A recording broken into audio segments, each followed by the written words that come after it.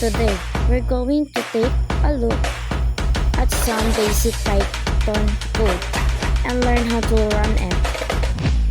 This is perfect for beginners who are just starting out with Python. Now, let's type our code. First, we are creating variables. Name, Alice. This line creates a variable called name and assign the string Alice to it. Age 25, here we are create a variables r and design the integer value 25. Height 5.6. This creates a variable named height and assign the floating point number 5.6 to it. Next, we print the variable. Print name. This line print the string name, followed by the value of the name variables. Print age. This print age, followed by the value of the age variables.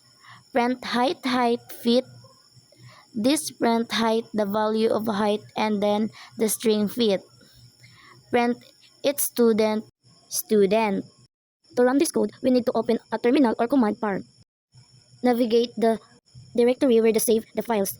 Then type Python by script py replace by script py with the name of your file and press enter. And there you have it. The output shows the value we assigned to each variable.